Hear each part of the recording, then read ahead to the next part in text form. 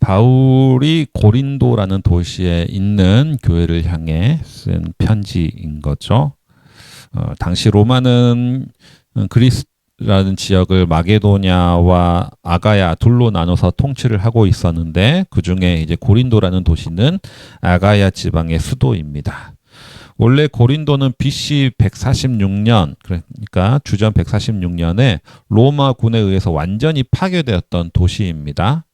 근데 100년쯤이 지난 후에 주전 44년, BC 44년에 다시 로마에 의해서 수도로 재건이 되었습니다. 그러니까 전통적으로 쭉 오래 이어진 도시가 아니라 새롭게 만들어진 도시입니다.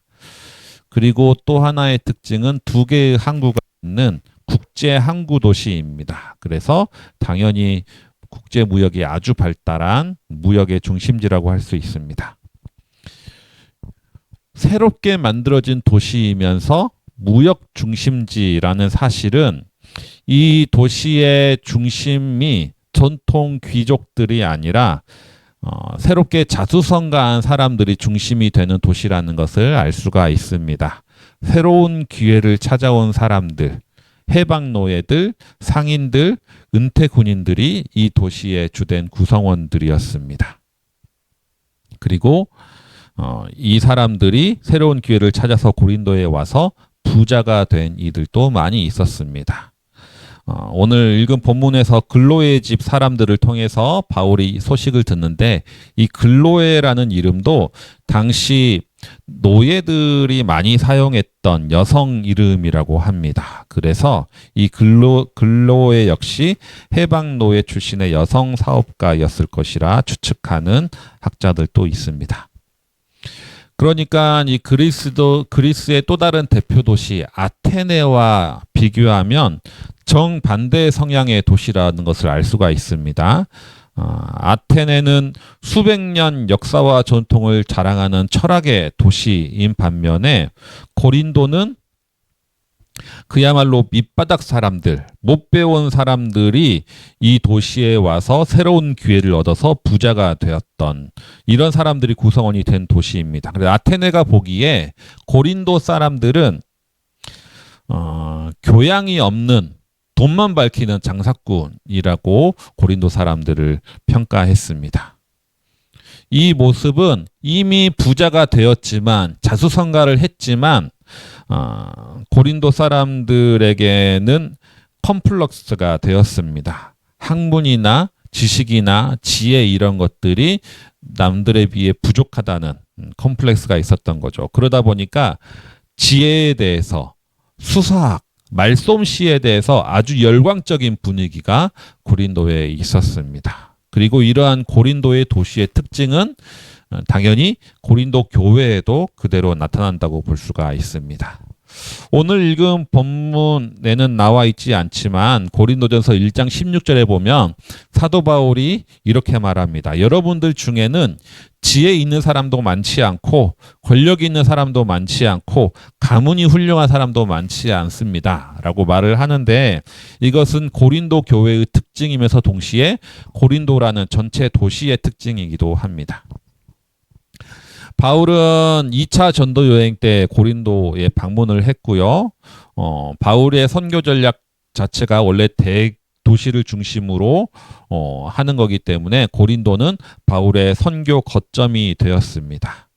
그래서 이곳에서 바울은 1년 6개월 동안 머물면서 사역을 하는데 나중에 3차 전도여행에서 에베소에서 3년을 머문 것 제외하고는 상당히 아주 오랫동안 거주했던 도시라고 알 수가 있습니다. 바울이 다른 도시에 비해서 오래 거주하긴 했지만 어쨌거나 그래도 교회를 개척하고 나서 2년도 안 돼서 고린도를 떠난 거거든요. 그러니까 아직 신앙이 성숙하기 전에 목회자가 없는 교회 공동체를 이루게 되었습니다. 그래서 이러한 상황 속에서 여러 이슈들에 대해서 서로 논쟁과 갈등들이 벌어지기 시작했습니다. 결혼에 대해서 서로 다른 이야기들이 있었고 우상제물을 먹느냐 안 먹느냐에 대한 논쟁도 있었고 은사에 대해서 예배 질서에 관해서 서로 다른 의견들과 논쟁들이 이 고린도 교회 안에 있었습니다. 그래서 당시 3차 전도 여행 때 에베소에서 사역하고 있던 바울에게 고린도 교회에서 사절단을 방문해서 이러한 문제들에 대한 조언을 바울에게 듣고자 했습니다. 그래서 이 결혼, 우상제물, 은사, 예배질서 등에 관련된 질문에 대한 대답들이 고린도전서 7장 이후에 기록되어 있습니다. 그런데 바울의 입장에서는 이러한 질문들의 답을 하는 것보다 더 중요한 것이 있었습니다. 더 근본적으로 고린도 교회 안에 해결돼야 될 것이 있었는데 그것이 뭐냐면 그 교회 내에 있었던 파벌 싸움이었습니다. 그래서 고린도전서 앞부분은 그 교회 내의 분쟁에 대한 바울의 조언들이 기록되어 있습니다. 사실 교회 안에 서로 다른 다양한 의견들이 있는 것은 저는 바람직하다고 봅니다. 더 큰 문제는 다른 의견 자체를 말할 수 없는 분위기로 교회가 형성되는 것이 더 큰 문제라고 저는 생각합니다. 한국 교회에서는 어쩌면 이게 더 큰 문제일 수도 있겠습니다. 사실 고린도 교회의 질문에 대한 바울의 대답이라는 것도 비슷합니다. 우상 제물을 먹어야 되느냐 안 먹어야 되느냐라고 질문했을 때 바울은 먹어도 되고 안 먹어도 된다라고 대답합니다. 다만 어떻게 하는 게 공동체의 덕이 되느냐로 판단하라라는 이야기인 거죠. 나와 다른 의견이 있으면 그들도 그럴 수 있다라고 인정을 하고 굳이 내 말이 맞고 틀리고를 신학적으로 옳다고 가르치거나 설득하려고 하지 말라라는 겁니다.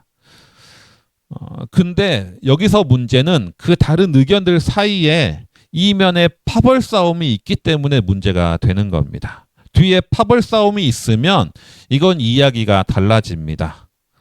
서로 다른 의견을 내고 토론을 하고 하는 것이 무엇이 진리인가, 무엇이 옳고 그름의 문제인가가 중요하지 않게 되는 것이고 그냥 우리 편이 이기는 것이 목적이 되어버리기 때문입니다. 진리를 찾는 것이 목적이 아니라 누가 이기느냐가 중요하게 되는 거고 논쟁이 무가치하게 됩니다.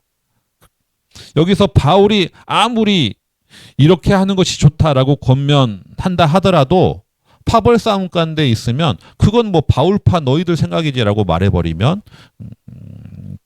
끝나는 거죠. 고린도 교회의 진짜 문제는 서로 다른 의견이 문제가 아니라 내부 분쟁과 분파가 고린도 교회 안에 가장 근원적인 문제였다는 겁니다. 바울은 글로의 집 사람들을 통해서 소식을 들었는데 교회 안에 분쟁들이 생겨나는데 4개의 파벌로 나누어져서 서로 싸우고 있다라는 이야기를 듣습니다. 한 바울 편, 아볼로 편, 게바 편, 그리고 그리스도 편 이렇게 4개의 편으로 나눠져서 4개의 분파로 나눠져서 서로 싸우고 있다는 겁니다. 바울 편은 아무래도 고린도라는 도시에 복음을 처음으로 전했고 교회를 세운 사람이 바울이 있었기 때문에 바울을 믿고 따르는 사람들이 교회 안에 많았을 것은 당연합니다. 그렇다면 아볼로 편은 어떤 사람이냐? 바울이 고린도를 떠난 후에 고린도에 새롭게 온 인물이 아볼로라는 인물인데요. 이 아볼로를 대표하는 설명은 알렉산드리아 출신이라는 겁니다. 알렉산드리아는 당시 세계 최대 도서관이 있는 학문 도시였거든요. 그러니까 이 사람의 소개를 알렉산드리아 출신이라고 소개한다는 것 자체가 인문학적, 철학적 소양이 뛰어나고 무엇보다도 수사학과 언변이 매우 뛰어나다는 것을 대표하는 소개라고 할 수가 있습니다. 그가 고린도에서 활동을 했을 때 이때 아볼로는 당시 유대인들과 성경 토론을 해서 항상 이겼습니다. 예수를 믿지 않는 유대인들과 토론을 해서 예수가 그리스도라는 사실을 율법 논쟁을 통해서 논증해낼 정도로 이 사람은 언변이 뛰어나고 말솜씨가 화려했습니다. 결국 아볼로는 이 고린도 교회에 엄청난 영향력을 미치기 시작했습니다. 초반에도 말씀드렸지만 고린도 교회 사람들은 돈은 많지만 못 배운 것에 대한 콤플렉스가 있었기 때문에 철학이나 인문학적 소양에 그리고 언변까지 뛰어난 아볼로에 대한 열광적인 반응들이 있었던 거죠. 그러면 당연히 어떤 사람들이 나타나느냐? 비교하는 사람들이 나타납니다. 아볼로를 추종하는 사람들은 바울에 대해서 뭐라고 평가하냐면 나중에 고린도 후서에 기록되어 있는데 편지는 잘 쓰는데 말은 시원치 않은 사람이다 라고 평가를 합니다. 그런데 바울이 사실 말을 못하는 사람은 아니었습니다. 말을 잘하는 사람입니다. 바나바와 다닐 때는 바나바는 제우스, 바울을 헤르메스라는 소리를 듣고 다녔는데 이 헤르메스는 말하는 신인 거죠. 소통하는 신입니다. 그러니까 바울은 사실 말을 잘하는 사람이었습니다. 바울도 유대인들과 논쟁에서 이겼습니다. 근데 아볼로가 워낙 잘하니까 아볼로가 바울을 훨씬 더 능가하기 때문에 상대적으로 바울은 말하는 게 시원치 않은 사람처럼 돼버리는 거죠.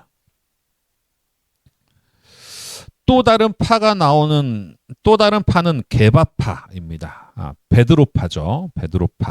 베드로는 예수님의 수제자이면서 사도적으로 정통성을 상징하는 인물입니다. 특히 율법을 중요시하고 유대인들의 전통을 중요시하는 이들은 베드로를 자신의 신앙 모델로 삼고 계파를 이뤘을 것입니다. 이렇게 바울파와 아볼로파와 게바파 반의 갈등이 고린도 교회의 분파의 핵심이 되었습니다. 그렇다면 그리스도파는 뭐냐?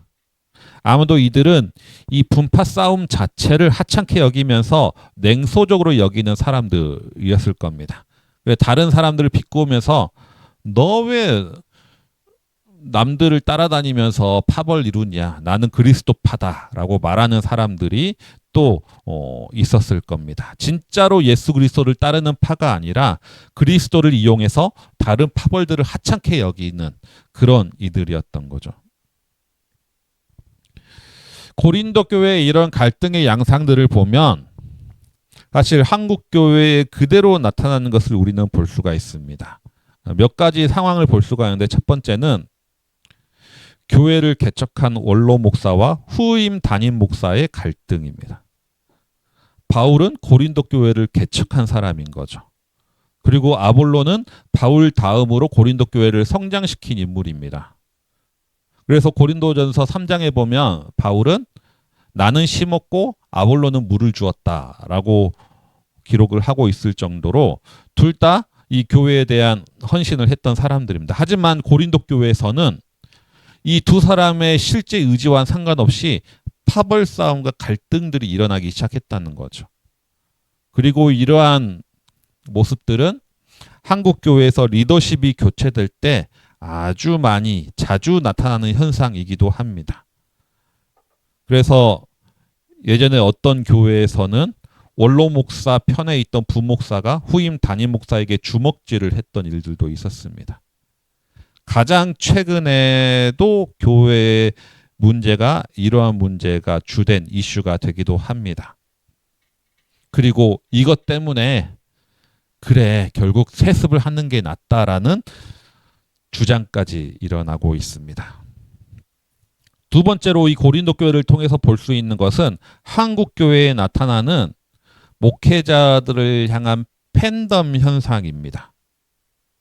바울 편, 나는 아볼로 편, 나는 게바 편 이런 갈등은 사실 팬덤들의 갈등이라고 볼 수가 있습니다. 그리고 한국 교회에서는 이런 목회자를 향한 팬덤의 현상이 아주 크게 드러납니다. 일명 설교 잘하는 목사로 유명한 이들은 목사와 교인과의 관계가 스타와 팬의 관계와 상당히 유사하다는 것을 우리는 볼 수 있습니다. 그리고 그 중심에는 설교를 하나님의 말씀으로 겸손히 받는 것이 아니라 설교를 소비하는 문화가 있기 때문입니다.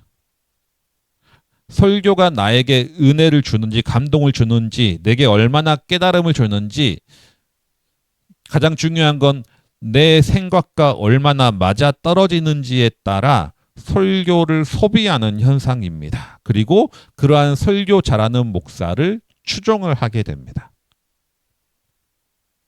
목사가 은퇴를 하고 나서도 어떻게든 설교를 계속하려는 이유가 이렇게 설교를 계속해야만 자기의 팬심이 유지되기 때문입니다. 가수가 신곡을 계속 발표하는 것과 마찬가지인 거죠. 정말 설교가 하나님의 말씀이라고 생각하는 사람은 설교하는 것을 두려워해야 됩니다.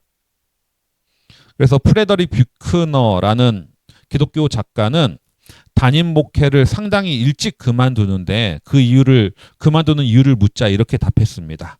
설교는 나에게 너무나 두려운 일이었다. 하나님에 대해서 말하는 것은 늘 나를 떨게 했습니다. 사실 아볼로파의 팬덤 역시 그의 언변 때문에 생겨났다라고 볼 수가 있습니다. 수사학에 대해서 열광했던 헬라 문화, 그리고 아테네에 비해서 지혜와 수사학에 컴플렉스가 있었던 고린도 교회에 대한 아볼로의 추종 현상은 이러한 팬덤 현상이라고 불릴 수가 있는 거죠. 세 번째로 우리가 볼 수 있는 것은 유대교의 전통과 헬라 문화의 마찰입니다. 근데 교회의 보수적 문화와 이 시대의 문화의 갈등은 역시 한국 교회에서도 많이 나타나는 현상입니다. 특히 젊은 층이 교회를 떠나게 되는 직접적인 계기가 됩니다. 교회는 여전히 목회자 중심이고 남성 중심이고 연장자 중심이 됩니다. 목사가 모든 것을 결정하고 책임지고 아직도 많은 교단에서는 여성 목사 안수가 허가되지 않고 있습니다. 60세 이상의 장로들로 구성된 당회가 거의 모든 교회의 전권을 쥐고 이러한 교회의 모습들은 이 시대에 이미 민주적 문화를 경험한 세대로서는 도저히 받아들일 수가 없는 거죠. 문제는 이들은 이것이 문화가 아니라 신앙이며 교리이며 진리라고 착각한다는 겁니다. 개바파의 중심이라 할 수 있는 유대 기독교인들도 마찬가지입니다. 그들은 우상 제물을 거부하는 것, 그리고 날과 절기를 지키는 것에 대해서 특히 심한 이들은 무조건 할례를 받아야 된다라고 주장하면서 이것은 유대의 문화가 아니라 구원을 얻기 위한 필수 조건이다, 교리라고 여겼습니다. 그러다 보니 고린도 교회 안에 개바파들은 갈등을 일으켰고 7장 이후의 바울의 대답은 이 갈등에 대한 구체적인 답변들이라고 볼 수가 있습니다. 그러니까 이 고린도 교회 안에 있는 개파 간의 갈등은 과거 그때에만 일어났던 것들이 아니라 지금 현재 한국 교회에서 일어나는 많은 갈등들의 모습들을 그대로 보여주는 것이죠. 그렇다면 결론으로 가서 바울파와 아볼로파와 개바파로 나눠서 분파를 이루고 있는 이 고린도 교회에 이들은 서로 자신들이 맞고 자신들이 더 지혜롭다고 주장하고 있을 때 이렇게 서로 분열하고 싸우는 이변에는 뭐가 있느냐? 우리는 컴플렉스가 있음을 알게 됩니다. 아까도 말씀드렸지만 26절에 보면 너희들 가운데 지혜 있는 자가 많지 않고 권력 있는 자가 많지 않고 가문이 뛰어난 자가 많지 않다고 말하는데 사실 바울의 이 말은 고린도 교회의 컴플렉스를 건드리는 말인 거죠. 고린도 교회 도시 자체가 돈은 많지만 무시받는 도시, 지혜가 뛰어나고 권력이 있는 사람들, 귀족 가문이 없는 도시였기 때문에 이 고린도 교회 구성원들도 당연히 이에 대한 컴플렉스를 갖고 있었습니다. 이들이 모여서 공동체를 이루니까 서로 분파가 형성되고 분열하고 하는 것이죠. 그래서 바울이 개척한 교회들 중에 바울을 가장 많이 괴롭힌 교회가 이 고린도 교회였습니다. 고린도 후서에 보면 바울을 막 무시하고 거부하는 일들이 하도 많았기 때문에 바울 입에서 가만두지 않겠다라는 말까지 나오게 만든 교회가 이 고린도 교회였습니다. 그리고 이렇게 분열하고 다투는 이유가 내가 더 지혜가 뛰어나다, 우리 파가 더 권력이 세다, 이런 것이었던 거죠. 사회에서 인정받지 못했던 것을 교회 안에서 보상받고자 했던 것입니다. 이러한 고린도 교회의 분열된 모습에 바울은 무엇을 강조하느냐? 십자가를 강조합니다. 십자가가 우리의 능력이다. 이 사실은 어리석음이 우리의 능력이다라는 것을 고백하는 것입니다. 사람들이 어리석다고 여기는 십자가가 우리의 능력이다라고 고백하는 것은 어리석음이 우리의 능력이 된다라는 사실을 말해주는 것입니다. 바울은 이 진짜 십자가의 능력은 어리석음에 있다라는 것을 강조하는 거죠. 결과적으로 우리의 컴플렉스를 극복하는 힘은 십자가라는 것을 오늘 본문을 통해서 우리는 알게 됩니다. 사실 이 편지를 쓰는 바울이야말로 어쩌면 아볼로와 게바에게 컴플렉스가 가장 많아야 되는 인물입니다.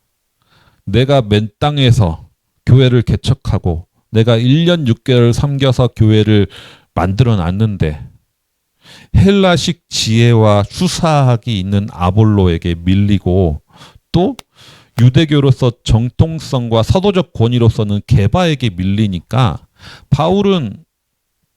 바울이야말로 가장 많은 컴플렉스를 느껴야 되는 것이 당연하게 여겨집니다. 하지만 고린도전서를 보면 바울은 아볼로와 게바를 깎아내리려고 하는 모습이 전혀 보이지 않습니다. 또 교회를 개척하면서 내가 얼마나 고생했는지 자신의 공로를 드러내면서 뭔가 이들과 차별화를 두려고 하지도 않았습니다. 바울은 아볼로와 게바의 공로를 인정합니다. 그리고 결국은 십자가의 어리석음만이 우리의 능력이 됨을 고백합니다. 사실 나의 지혜와 나의 능력을 자랑한다는 것은 그 이면에 내가 무시당하거나 정당한 대우를 받지 못하고 있다는 컴플렉스일 수도 있습니다. 하지만 사도 바울은 그리스도의 능력은 이런 것에 있는 것이 아니라 어리석음에 있다는 것을 우리에게 말씀합니다. 그것이 바로 예수 그리스도의 십자가의 능력입니다. 이러한 십자가의 능력으로 매일매일 하루를 살아가시는 모든 성도님들 되시기 바랍니다. 주신 말씀 기억하시면서 우리 내일을 바라보며 기도 함께 드리겠습니다.